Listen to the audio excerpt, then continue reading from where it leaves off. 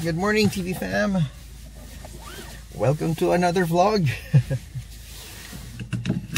So, today, nagpunta lang tayo dito sa Life Labs to do some lab work. Nagpunta lang tayo dito sa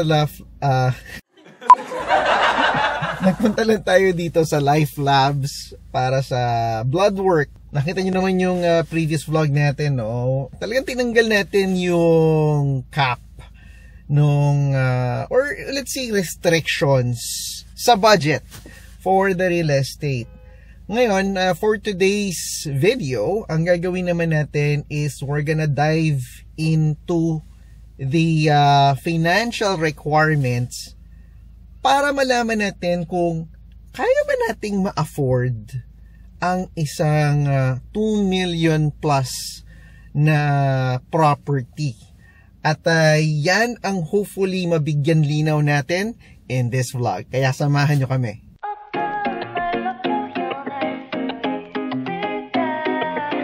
Oo nga pala, nakalimutan kong banggitin sa inyo. No? Dito sa Life Labs, pag nag-park ka dito, although yung appointment ko, no, mabilisan lang, parang 5 minutes lang in reality. Pero I had to pay I think $4.65 $4.65 for 1 hour's worth of parking. Hindi sila dito per 30 minutes or 15 minutes walang ganong option. Minimum of 1 hour, kaya you're forced to pay $4 plus taxes and all. Parang $4.60 yung binayaran ko para sa parking. Ang mahal, no? Pero wala tayong choice If you want that convenience, dito ka mag-park or maghanap ka ng parking sa street, pero you would have to be here like earlier. So since time is money at wala naman tayo nakitang available sa street na pwedeng pagparkan, we had to pay parking dito sa location natin. Nakaka 2 months or a month and a half, 1 month and a half na tayo na either nagpa-fast or nag-1 meal a day. So hopefully makakita tayo ng maganda-gandang results dito sa blood work natin. At malalaman natin yan in a couple of hours, no? Hopefully soon enough malaman natin yan. At yan ang magde-decide actually kung masasamahan ba natin si Joyce mag-lunch mamaya. Kasi sabi niya nga hanggang 6:30 pa raw siya today. Matatagalan siya, kaya sabi niya kung okay daw, mag-lunch kami sa labas kasi nga busy yung araw niya ngayon. And as a matter of fact, late siya makaka-uwi today. Pag ganyang mga pagkakataon, ang ginagawa namin is magluluto tayo ng LO, no? Not really magluluto, but mag-iinit tayo ng leftovers. May pagkain pa rin naman sa bahay. So lahat ng mga leftovers na pwede natin lutuin, yun yung ihahain natin kay Calvin, kay Clark, at saka yung magiging dinner ko mamaya. Kasama natin si Joyce. Dito siya nag-lunch sa bahay. At tanungin natin siya kung ano yung tingin niya. Kasi doon sa real estate na viewing, yung mga open house na pinuntahan namin, ang parang yung mga magagandang property is nasa, sabihin na natin 2.2 million. Yun yung parang purchase price. So sa tingin mo, out of the 2.2 million, ano yung income required para mabili yung ganong klaseng property? Combined natin? Household income? Basta household income. Anong tingin mong kailangan required na income? How much? 300,000 a year. 300,000? Okay. 300,000? Super off. Ha? Hindi. You're close. You're close to that amount. Gumawa kasi tayo ng computation na papakita natin dyan sa screen nyo, no? At papakita din natin kay Joyce kung magkano ba ang income required para sa purchase price na $2.2 million. At saka kung ano ba yung required down payment sa ganyang klaseng property. So, dyan sa screen makikita nyo, no? Pagka yung property mo is above $1 million, hindi pala siya covered ng CHMC mortgage insurance. So, pag hindi pala siya covered ng mortgage insurance, ang minimum na dapat mong ibayad as a down payment is 20%. Wow. 20% pala dapat. Ng 2 million? Ng 2.2 million. So, dyan sa computation na pinapakita natin, ang 20% ng 2.2 is $440,000. Yeah. Goodbye, Spice Kitchen. Pero yung actual income required niya, so ano pala yan, parang ang tinitignan is yung total amount, yung mortgage amount na pwede na ilo-loan mo, at saka yung tinatawag nilang gross debt service ratio. Dapat daw yung gross debt service ratio is less than or equal to a maximum of 32%. So, ibig sabihin, yung stress test? Wala pa nga yung stress test na yun. Binalik pa ba yun? Kasama siya? So, additional dapat, ano ba yun, 3%? Hindi ko alam. Additional. So, dapat pala isama natin sa computation natin yun. So, basta, yung regular computation is tinitignan nila, gross debt to service ratio should be equal to, maximum yun, or less than 32%. Now, nagawa ko dito sa table natin, tatlong interest rate. Isang 5%, isang 5.5, at saka isang 6%. Taas naman, no? Oh, hindi, kasi currently ngayon, yung mortgage namin is at 5.65 ba o 75? Parang nasa gano'n na range. Para lang nasa safe side tayo. So, yun yung ina-account natin. Tapos, meron din sila tinatawag na total debt obligation ratio. Yung total debt obligation ratio naman, less than dapat ng 40% of your gross income. Yung total debt should be your gross debt service ratio plus other loans. Kung halimbawa may car loan ka, yan, dyan mo papasok yun. Since wala naman tayo nun, so, ano na natin, tanggalin na natin. So, doon sa amount, papakita ko sa iyo yung table. Bakit suka ko itong kinakain ko? Oo nga pala kumakain si Joy. Dito siya nagkasing sabi ko kanina nag-lunch, no? Ito, makita natin sa kanya. Tingnan natin ang kanyang reaction. Nasaan dyan? So, itong naka-highlight dito, ito naka-highlight dito, yan yung required income. Ito yung purchase price, at saka ito yung down payment requirement. Meron tayong 20, 25, tsaka 30. Tapos, kung meron kang rental income, ang kinukuha daw doon or ina-allocate is between 50% to 100%. So, on the safe side, ginawa nating 70%. So, kung 2.2 million, ang required income ng household with a 20% down payment, it should be $365,000. Yan. Yan ang dapat total household income natin. Ngayon, kung bababa natin yan, ibababa natin to 1.4 million.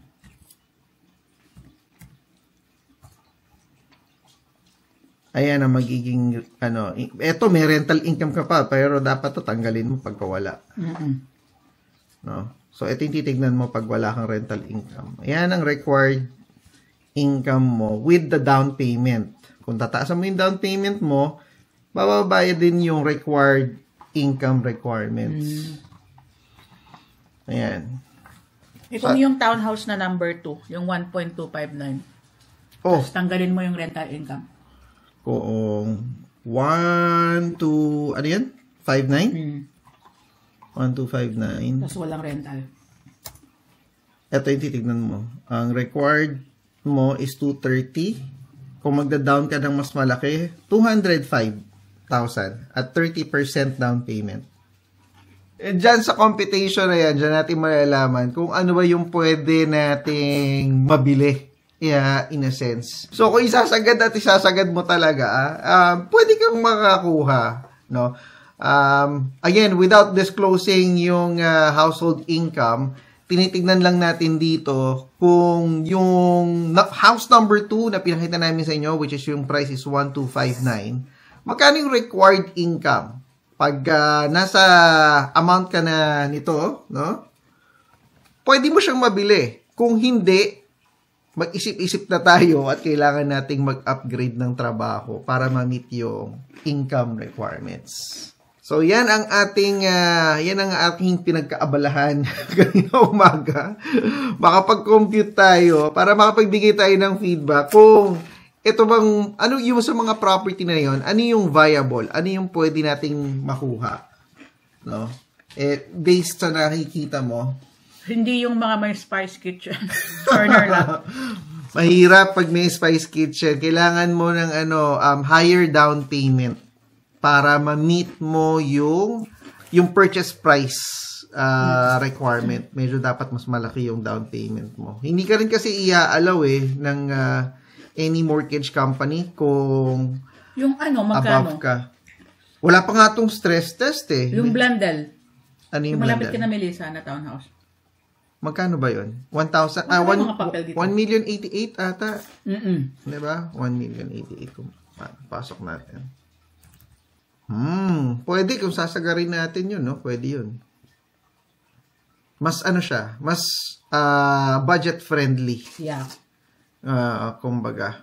Kaso, 3 bedrooms lang yun eh. Juicy pa ba tayo?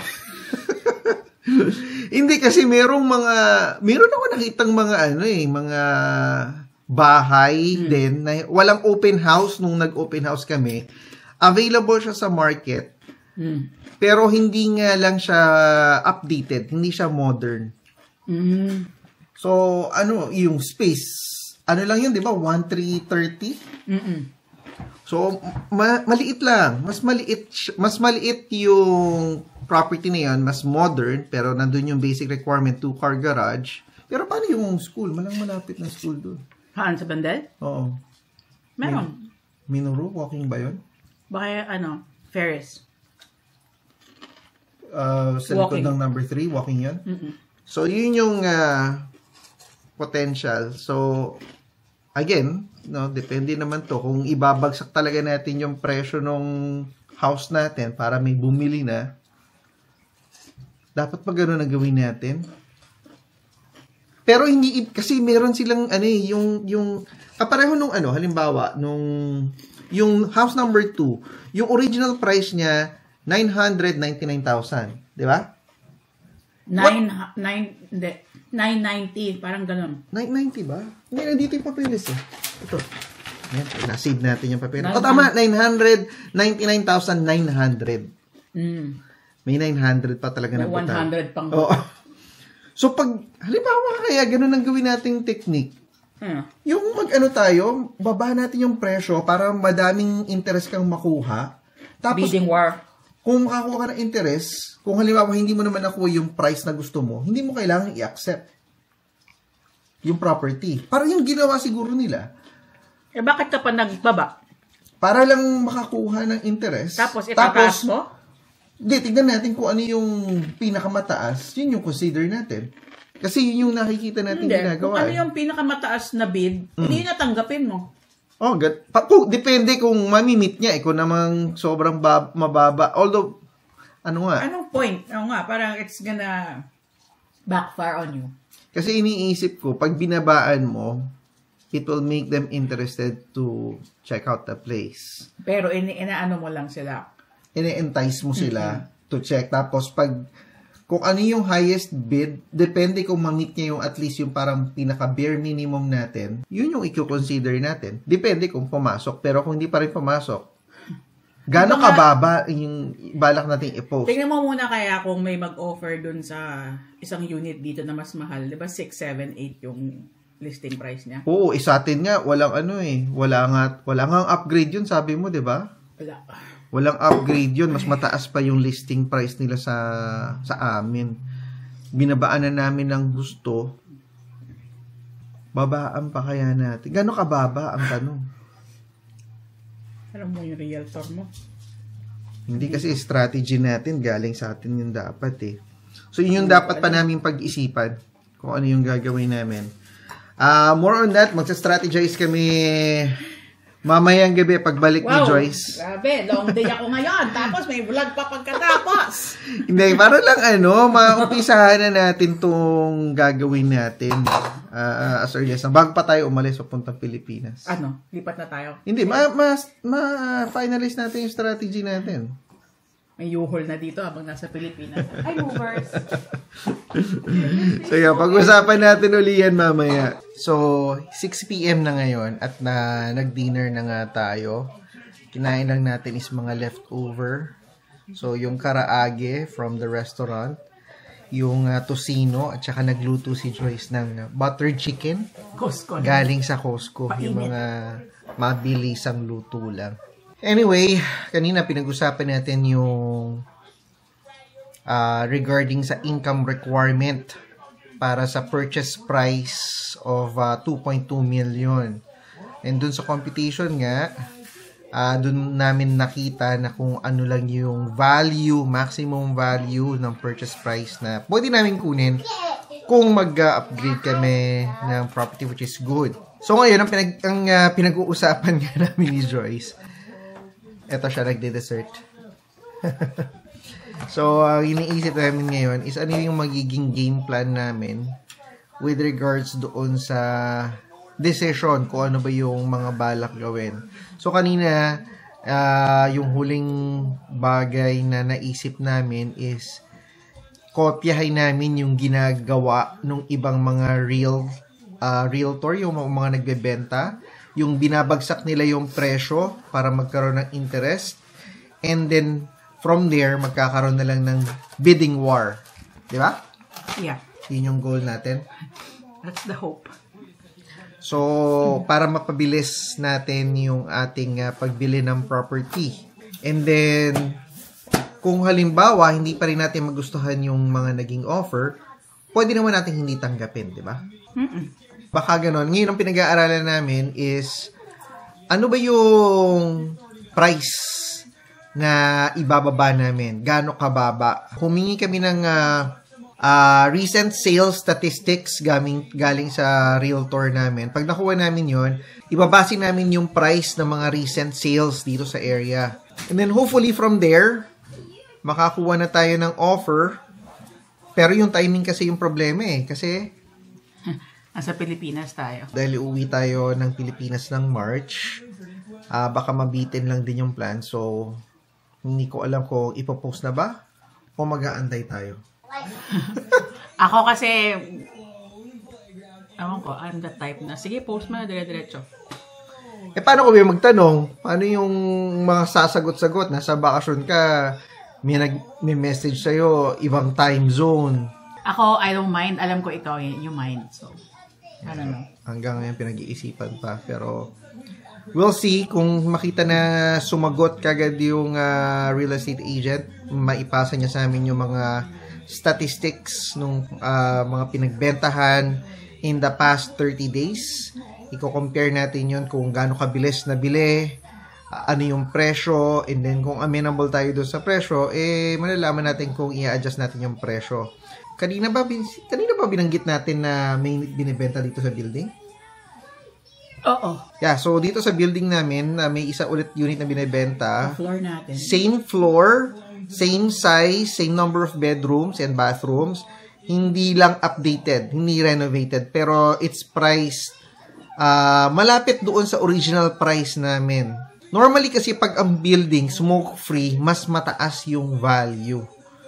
Kaya minsan isa din yung sa mga nagiging factor kung bakit yung value ng building namin is much higher compared doon sa area. Kasi yung ibang building, hindi siya non-smoking.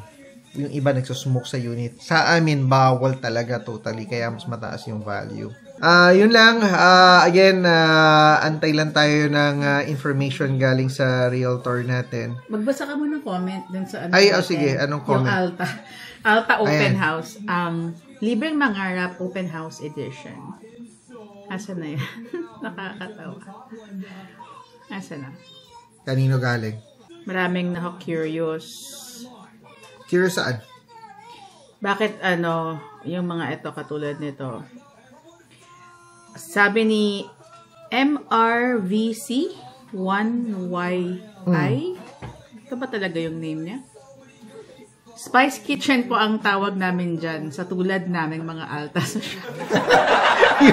Oo nga. Kasi, tawag dito, ang sabi nga nila... Dirty Kitchen. Hindi kasi tawag namin dyan Dirty Kitchen. Tapos, nakita ko dun sa mga ibang real estate videos, ang tawag pala dyan is auxiliary chicken. Auxiliary kitchen. Ang tawag pala dyan, or spice kitchen. Actually, yung spice kitchen na yun, kasize lang ng actual kitchen natin. Oo, yun pala, magkakaroon tayo. Reserve na natin yan for another vlog. Sige, next comment. Next comment. Sabi ni B Macavanza 190. Why nga not a real house? Yes. Ano ba nag-restrict sa atin? Actually, yun nga, because of that activity na ginawa namin, medyo mas lumawak yung aming horizon.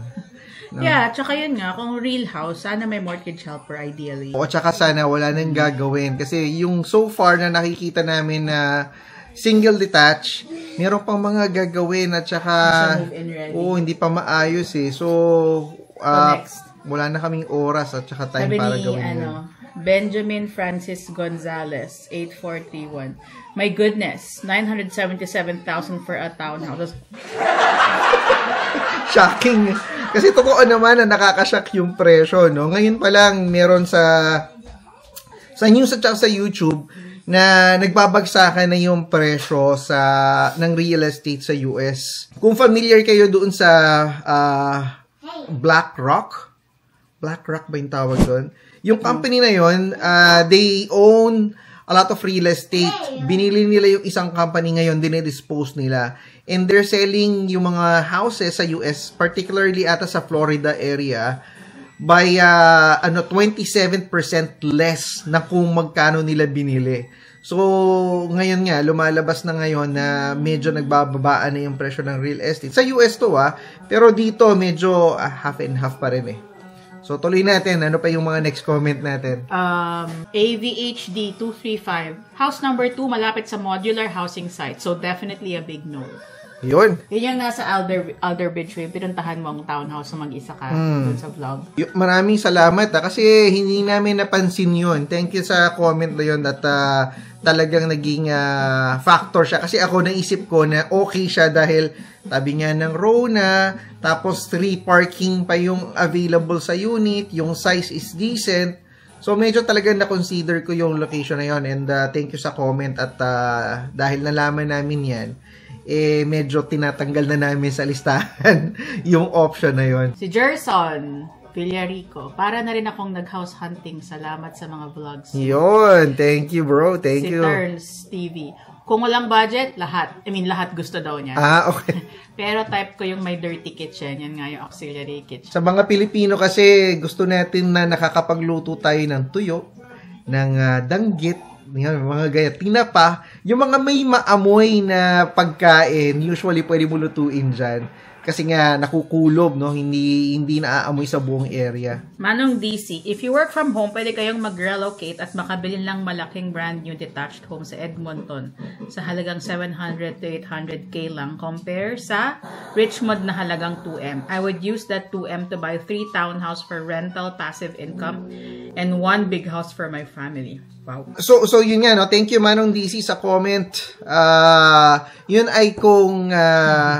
tawag dito, meron lang kaming option to work remotely kasi nga sa trabaho namin on-site kami. On-site kami. On-site. Hindi kami remote eh. Ako hybrid ako at times pwede akong magtrabaho sa bahay pero not all the time. Kailangan nandun din sa opisina. Kaya hindi kami makapunta at makonsider yung ganyang option. Pero magandang option talaga yan na mag-invest ka, mag-diversify ka ng investment mo imbis na i-boost mo lahat sa isang property. Sila Girl 76, si May ata to. Go, i-manifest na yan. Gusto ko yung may spice kitchen. Pwede pang Pinoy food including danggit and alamang. Yun. Pare-pareho tayo ng gusto yung mga ganyan. Talaga nakaka-excite naman talaga pumunta sa bahay na alam mong maayos na, move-in ready, tapos bago pa ang lahat, no? So, nakaka-excite talaga pumunta sa mga ganyang klaseng open house. Tony Med, I like the corner lot house. Bet ko for you guys. Mapag-decision lang ako. Haha. Yan, thank you so much, Tony Med, no, sa comment Pwede sa mo. kanya yun. Try mo yun, Tony Med. Actually nga, mas bagay sa yung bahay na yun, Tony Med. Yun for you. Okay, next. Mga pang-alta. Rick and She. Wow, ang ganda ng mga last open houses na pinuntahan niyo po. Ang maganda nga. Sakit lang sa bulsa. Totoo, masakit nga sa Tsaka bulsa. nag-agree siya na pag malaki ang bahay, mahirap maglinis. Talagang isa na yan talaga sa kinukonsidera mo pag namimili ka Lalo ng na kung ikaw bahay. yung naglilinis, talagang kailangan. Oo, totoo. Ate Lit and Cream Puff. Kakatuwa naman, dito sa area namin palaging may open house, kaya lang walang sumama sa akin, kaka-disappoint. Although wala akong intention to buy, usyo-syo lang, which my family knows, kaya ayaw akong samahan. Thank you. Maraming salamat sa comment. Masaya nga yun, yung wala lang. Tsaka nagkaka-idea ka nga, maganda pala sa bahay itong ganito, yung gantong ayos, ganyan. So again, maraming salamat, no, sa lahat ng mga nag-comment. So na-appreciate namin yung panonood nyo, pag-engage nyo, at pag-leave nyo ng mga like sa videos natin. No, malaking tulong yan sa aming munting channel. So, tatapusin na namin ang vlog namin for today. Maraming salamat sa panonood. At magkita-kita tayo ulit sa susunod na Vlog!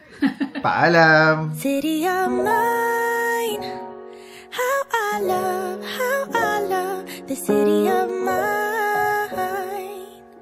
It never gets me down. City